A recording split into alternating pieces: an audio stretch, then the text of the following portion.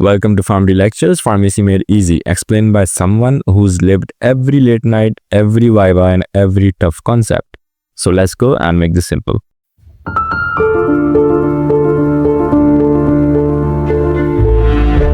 So welcome back everyone. आज हम एक बहुत इंटरेस्टिंग और ज़रूरी टॉपिक पर डिस्कस करेंगे जो फार्मेसी स्टूडेंट्स के लिए बिल्कुल एसेंशियल है, कार्डियक आउटपुट और हार्ट फेलियर। सोचिए अगर आपकी बॉडी में ब्लड सही तरह से पंप ना हो तो क्या होगा। ये टॉपिक डायरेक्टली रिलेटेड है हमारे डेली लाइफ की मेडिसिन से, जैसे बीटा ब्लॉकर्स या एस इनहिबिटर्स जो हार्ट की परफॉर्मेंस को इम्प्रूव करते हैं। अगर आप फार्मेसी में करियर बना रहे हैं तो ये समझना आपके लिए ज़रूरी है, क्योंकि हमें पेशेंट्स को मेडिसिन के साइड इफेक्ट्स और बेनिफिट्स एक्सप्लेन करने होते हैं। आज के लेक्चर में हम कार्डियक आउटपुट से शुरू करेंगे, फिर स्ट्रोक वॉल्यूम और हार्ट फेलियर की टाइप्स तक जाएंगे। ये सब सिंपल वर्ड्स में एक्सप्लेन करूँगा ताकि आप इजीली समझ सकें, राइट। सबसे पहला हमारे पास है cardiac output definition. The amount of blood pumped by the ventricles per minute. Formula is CO equals to stroke volume into heart rate. हमारे पास एग्जाम्पल भी दी हुई है, इसको भी समझ लेंगे। Exercise note, increased HR and sometimes SV increases cardiac output, और एक हमारे पास एग्जाम्पल दी हुई है अगेन। अच्छा, सबसे पहला जो हमारे पास है वो है कार्डियक आउटपुट या CO। पहले हम ये टर्म को क्लियरली डिफाइन कर लेते हैं, ठीक है।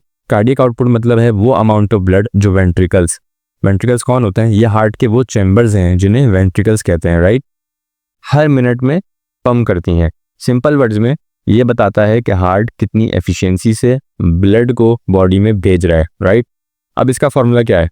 फॉर्मूला है CO equals two stroke volume यानी कि SV इंटू हार्ट रेट यानी कि HR। यहाँ स्ट्रोक वॉल्यूम या SV वो वॉल्यूम है जो हर बीट में हार्ट से पंप होता है, और हार्ट रेट या HR वो बीट्स पर मिनट है, मतलब हार्ट कितनी बार मिनट में धड़क रहा है, राइट।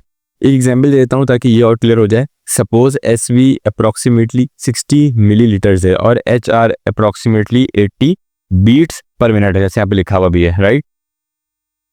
तो CO अप्रोक्सीमेटली 4800 मिलीलीटर्स पर मिनट हो जाएगा। ये मतलब है कि हार्ट हर मिनट 4.8 लीटर्स ब्लड पंप कर रहा है, ठीक है। अगर हम एक्सरसाइज के कॉन्टेक्स्ट में बात करें, ठीक है, तो हमारा जो कार्डियक आउटपुट है वो बढ़ जाता है। क्यों? क्योंकि एक्सरसाइज के वक्त हमारा हार्ट रेट बढ़ जाता है, जैसे 120 बीट्स पर मिनट, राइट। और कभी कभी SV भी थोड़ा इंक्रीज होता है, तो कार्डियक आउटपुट तकरीबन 7200 मिलीलीटर्स पर मिनट हो सकता है। ये बॉडी की डिमांड को मीट करने के लिए होता है, जैसे ऑक्सीजन की ज़रूरत बढ़ने पर। फार्मेसी स्टूडेंट्स के लिए ये इंपॉर्टेंट है क्योंकि मेडिसिन जैसे स्टिमुलेंट्स हार्ट रेट को अफेक्ट कर सकती हैं और ये कार्डियक आउटपुट को चेंज कर देती हैं, जो पेशेंट्स की हार्ट हेल्थ पर असर डाल सकती हैं, ठीक है। Then we have next slide which is about stroke volume end diastolic volume end systolic volumes and ejection fraction, EDV यानी कि end diastolic volume, volume of blood in the ventricle at the end of diastole just before contraction, ESV यानी कि end systolic volume, volume remaining after ventricular contraction, SV यानी कि stroke volume, amount pumped out per beat, right. EF ejection fraction, fraction of EDV ejected with each beat। हमारे पास कुछ formulas दिए हैं, हम सबको देख लेते हैं, ठीक है। अच्छा, पहले स्ट्रोक वॉल्यूम या SV को समझते हैं। SV वो अमाउंट ऑफ ब्लड है जो हार्ट के वेंट्रिकल हर बीट में पंप कर रहे होते हैं। अब इसके कंपोनेंट्स को देखते हैं। पहले है हमारे पास एंड डायस्टोलिक वॉल्यूम या EDV। EDV मतलब है वो वॉल्यूम ऑफ ब्लड जो वेंट्रिकल में डायस्टोल के एंड पर होता है। डायस्टोल मतलब हार्ट का रिलैक्सेशन फेज या relaxation period just before contraction शुरू होती है। ये वेंट्रिकल को फिल होने वाला ब्लड है। Then we have end systolic volume या ESV। ESV वो वॉल्यूम है जो वेंट्रिकल में रहता है कॉन्ट्रैक्शन के बाद, मतलब हार्ट ने पंप करने के बाद जो ब्लड बचा रहता है। देन वी हैव SV का फॉर्मूला क्या है हमारे पास, EDV माइनस ESV, मतलब SV वो अमाउंट है जो पंप हो जाता है, जो EDV से ESV को सब्सट्रैक्ट करके हम निकालते हैं। Then we have ejection fraction या EF। EF वो फ्रैक्शन है जो EDV से इजेक्ट होता है हर बीट में। सिंपल में ये बताता है कि हार्ट कितनी एफिशिएंटली ब्लड को निकाल रहा है, ठीक है। इजेक्शन फ्रैक्शन मतलब निकाल रहा है। फॉर्मूला हमारे पास क्या है, EF equals to SV divide by EDV multiply by 100, या इसको और एक्सपेंड करके अगर मैं लिखूँ तो EDV minus ESV divide by EDV multiply by 100। एक एग्जाम्पल लेते हैं, अगर EDV 100 मिलीलीटर्स है और ESV 40 ml है तो SV 100 minus 40 equals to 60 millilitres. फिर EF हमारे पास हम लेते हैं, इजेक्शन फ्रैक्शन की बात करते हैं, तो 60 डिवाइड बाई 100 मल्टीप्लाई बाई 100 60%। ये नॉर्मल EF है जो टिपिकली 55 से 70% के बीच होता है। कुछ टेक्स्ट में डिफरेंट रेफरेंसेस में 60% से 75% तक भी दिखाया जाता है। अगर इजेक्शन फ्रैक्शन लो है तो यह हार्ट फेलियर का साइन हो सकता है।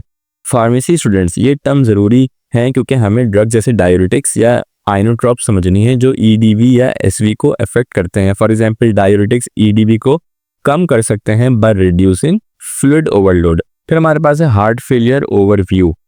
Definition, inability of the heart to pump enough blood to meet the body's need, normal blood flow path for reference, body to right heart to lungs to left heart to aorta and to body.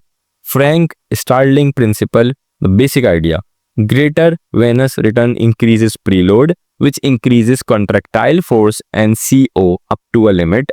In heart failure, high venous return may not yield proportionate CO due to impaired contractility leading to congestion and worsening function. अच्छा, सबसे पहले हम definition समझते हैं। Heart failure मतलब है कि heart की इनएबिलिटी है इनफ ब्लड को पंप करने के लिए ताकि बॉडी की नीड्स पूरी हो सके।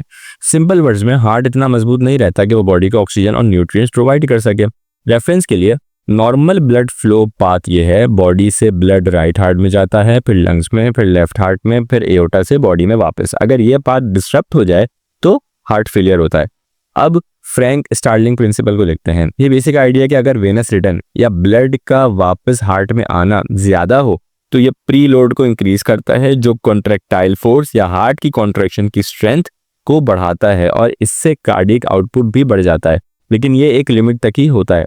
हार्ट फेलियर में क्या होता है, ये प्रिंसिपल ठीक से काम नहीं करता। अगर वेनस रिटर्न ज्यादा हो तो इम्पेयर्ड कॉन्ट्रैक्टिलिटी की वजह से प्रोपोर्शनेट कार्डियक आउटपुट नहीं बढ़ता और ये कंजेशन जैसे फ्लूइड बिल्डअप को कॉज करता है जो हार्ट फंक्शन को और खराब कर देता है।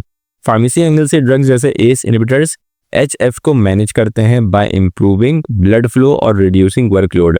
ठीक है। Systolic heart failure HFrEF primary issue, weakened stretched contractile muscle, reduced pumping ability. EF typically reduced to commonly 40%. Consequences, blood backs up, pulmonary edema with left heart failure, HF systemic edema with right heart failure. अच्छा, पहले primary issue समझते हैं। इसमें heart की contractile muscle weekend या stretch हो जाती है जिससे पंपिंग एबिलिटी रिड्यूस हो जाती है। कॉन्ट्रैक्टाइल मसल मतलब वो मसल जो हार्ट को कॉन्ट्रैक्ट करने में हेल्प करते हैं। EF इस केस में टिपिकली रिड्यूस होती है, कॉमनली कम से कम 40%। नॉर्मल इजेक्शन फ्रैक्शन 55 to 20% होती है, तो ये लो होने से हार्ट इफेक्टिवली ब्लड नहीं पंप कर पाता। कॉन्सिक्वेंसेस क्या है, ब्लड बैकअप हो जाता है जैसे पल्मोनरी एडिमा, ये लंग्स में फ्लूइड बिल्डअप है। अगर लेफ्ट हार्ट अफेक्टेड है या सिस्टमिक एडिमा, बॉडी के बाकी पार्ट्स में स्वेलिंग, अगर राइट हार्ट अफेक्टेड है, राइट, ये सब हार्ट की वीकनेस की वजह से होता है। फार्मेसी स्टूडेंट्स, ये इंपॉर्टेंट है क्योंकि HFrEF के पेशेंट्स को मेडिसिन जैसे बीटा ब्लॉकर्स या डिजॉक्सिन दी जाती है जो हार्ट रेट और कंट्रैक्टिलिटी को कंट्रोल करते हैं। अगर आप क्लिनिक में हैं तो ये ड्रग्स के इंटरैक्शंस और साइड इफेक्ट्स को मॉनिटर करना पड़ेगा। Then we have diastolic heart failure. Primary issue, stiff, non-compliant ventricles, impaired filling, EF usually normal or near normal. Consequences, reduced filling leads to lower SV despite normal contractility. इसमें primary issue यह है कि ventricles stiff और non complaint हो जाते हैं जिससे filling impaired हो जाती है। नॉन कंप्लाइंट मतलब कि हार्ट का मसल इतना फ्लेक्सिबल नहीं रहता कि वो इजीली फिल हो सके। EF इस केस में यूजुअली नॉर्मल या नियर नॉर्मल ही रहता है, मतलब हार्ट की पंपिंग एबिलिटी तो ठीक है लेकिन फिलिंग इशू है। कॉन्सिक्वेंसेस क्या है, रिड्यूस फिलिंग की वजह से SV कम हो जाता है डिस्पाइट नॉर्मल कॉन्ट्रैक्टिलिटी। ये बॉडी को लेस ब्लड प्रोवाइड करता है जो सिम्टम जैसे शॉर्टनेस ऑफ ब्रेथ कॉज कर सकता है। फार्मेसी पर्सपेक्टिव से HFpF की ट्रीटमेंट में ड्रग जैसे कैल्शियम चैनल ब्लॉकर्स या डायूरेटिक्स यूज होते हैं जो स्टिफनेस को मैनेज करते हैं और फ्लूइड को कंट्रोल करते हैं। ये टॉपिक रिमाइंड करता है कि हर टाइप के हार्ट फेलियर के लिए अलग स्ट्रेटेजी चाहिए ताकि मेडिसिन इफेक्टिव हो। ठीक है, आज के लेक्चर को हमने सक्सेसफुली कंप्लीट कर लिया है। ठीक है, और हमने कार्डियक आउटपुट को डिफाइन किया, एक ओवरव्यू ले लिया, राइट। जो हमारा नेक्स्ट लेक्चर है वो हमारा स्टार्ट होगा compensatory mechanisms in response to heart failure, और फिर हमारे पास इसका तीसरा पार्ट भी है जो कि हमारे पास ड्रग्स के ऊपर है, ठीक है। तो आप चैनल को सब्सक्राइब कर दें और बेल आइकन को प्रेस कर लें ताकि आपको आने वाली हर वीडियो का नोटिफिकेशन पहले से मिल सके। सो till then, take care of your health, revise your notes, and stay curious. So this was Pharmacy Lectures, Pharmacy Made Easy, because I have been through where you are right now and I know how hard it gets.